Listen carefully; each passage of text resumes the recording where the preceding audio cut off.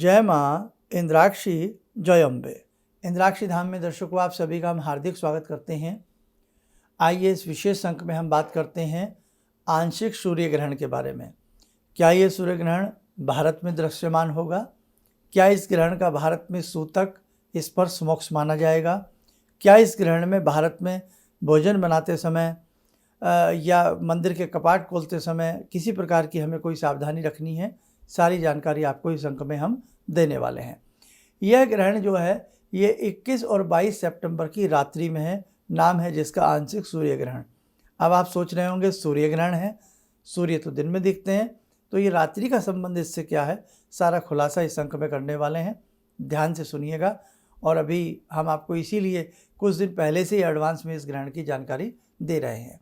आइए पंचांग देखें। 11 सितंबर सन 2025, दिन बृहस्पतिवार, संवत 2082, आश्विन मास, कृष्ण पक्ष, तिथि आज चतुर्थी है, नक्षत्र अश्वनी। आज जन्म जातक गणमूल नक्षत्र की श्रेणी में रहेंगे। राहु काल 1:30 से 3, दिशा शूल दक्षिण दिशा। अब देखो, किसी भी प्रकार से कई बार जब इस प्रकार से खगोलीय घटनाएं होती हैं, ग्रहण पड़ते हैं, तो बहुत लोगों में डर की स्थिति बन जाती है कि हमें कैसे खाना है, कैसे सोना है, और ऐसा माहौल बन जाता है। लेकिन सही जानकारी हो तो हम बहुत सारे भ्रम से, भ्रांति से भी बच जाते हैं। तो बेटा, मोटी माटी बात आपको बता दूं, यह ग्रहण भारत में दृश्यमान नहीं होगा। इस ग्रहण का भारत में कोई सूतक, स्पर्श, मोक्ष आदि से कोई लेना देना नहीं है।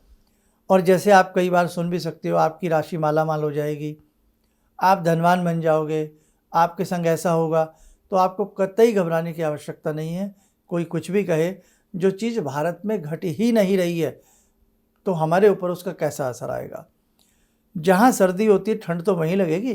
अब ये थोड़ी है कि सर्दी पड़ रही है न्यू जर्सी में और कंबल और रज़ाई ओढ़ करके हम यहाँ बैठ जाएं, तो ये तो मूर्खों वाली बात हो गई। इसलिए फिर आपको कह देता हूँ, भारत से इस ग्रहण का कोई लेना देना नहीं है। हाँ, खगोलीय घटना है, घटना घट रही है। ग्रहण हर वर्ष 2-4 पड़ते ही पड़ते हैं।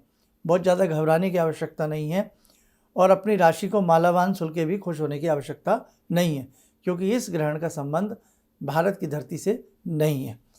विदेशों में यह ग्रहण पड़ रहा है। अभी हमने आपको बताया 21 तारीख की अमावस्या है, सर्वपितृजनी अमावस्या है, और अमावस्या के दिन सभी अपने पितरों का श्राद्ध करेंगे।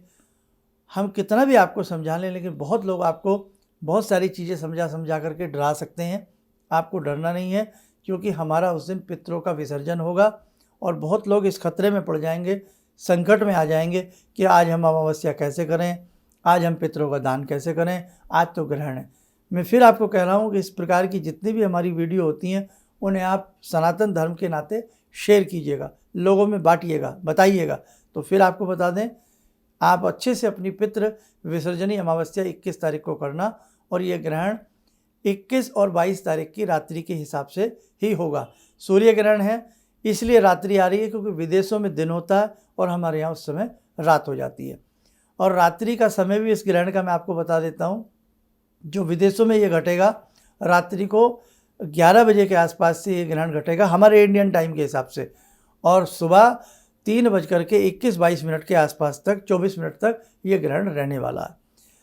प्रेग्नेंट महिलाएं अगर कोई सावधानी रखना चाहती हैं तो रख सकती हैं। वैसे रात्रि का समय हो जाएगा 11 बजे से सुबह के 3:30 बजे के आसपास का समय, तो कोई चाकू, धारदार चीज़ें, कोई फल आदि उसमें नहीं काटना होता है। और उस रात्रि में तो कौन फल वगैरह काटता है, सब आराम से सो ही जाते हैं।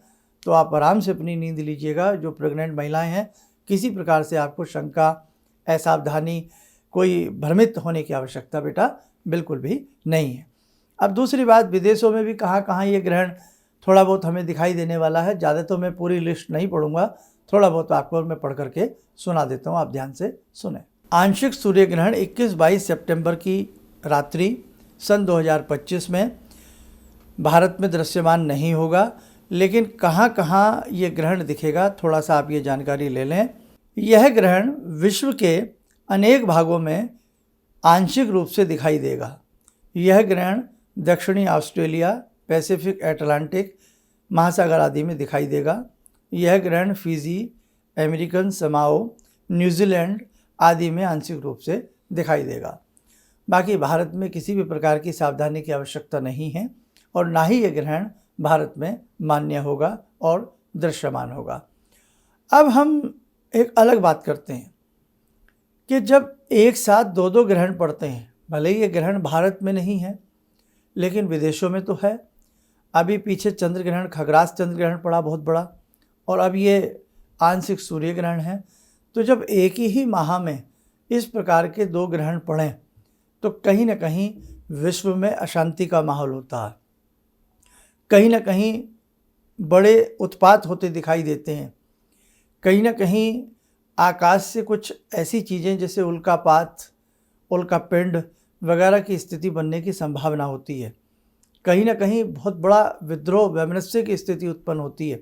तो बहुत सारी ऐसी बातें हैं जो एक माह में लगातार दो ग्रहण हो या तीन ग्रहण हो, वो विश्व दृष्टि की पटल पर शुभ नहीं माने जाते हैं। और वैसे भी हम लंबे समय से आपसे कहते आ रहे हैं, आगामी समय जो है वो शुभ नहीं है, वो कहीं ना कहीं समय थोड़ा डरावना है, थोड़ा भयावह है। लेकिन जो व्यक्ति नेक ईमानदारी के जीवन पर चल रहे हैं, भगवान का स्मरण कर रहे हैं, जीवों पर दया कर रहे हैं, मानवता वाला जीवन अच्छे से जी रहे हैं, उन्हें किसी भी प्रकार से घबराने की आवश्यकता नहीं है। हमें प्रकृति प्रेमी बनना है, प्रकृति को मैला नहीं करना है, हमें वृक्षारोपण करते रहना है, हमें गौ माता की सेवा करनी है, हमें जीवों की सेवा करनी है, हमें हर प्राणी मात्र पर दया भाव दिखाना है और अच्छे से बेटे अपने जीवन को जीना है।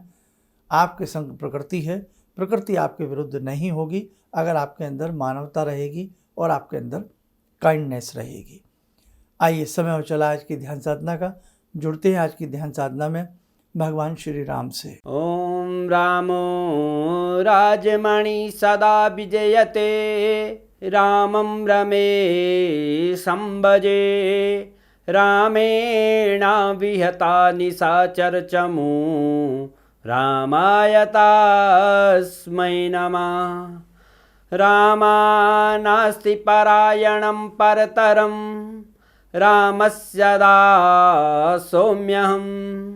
रामे चित्तलया सदा भवतु मे, भो राम मामुद्धर। राम रामेति रामेति, रमे रामे मनोरमे, सहस्रनाम तत्तुल्यं, राम नाम वरानने। आदो राम तपोवनं दिगमनं, हत्वा मृगं काञ्चनं, वैदेहीहरणं जटायुमरणं, सुग्रीवसंवासनं। बाले निग्रहणं समुद्रतरणं, लङ्कापुरे दाहनं, पश्चात् रावणकुम्भकर्णहननम्, एतद्धि रामायणम्, एतद्धि रामायणम्। कवच बना लें, ध्यान करें, राम जी का शुभ आशीष हम सबके ऊपर बरस रहा है।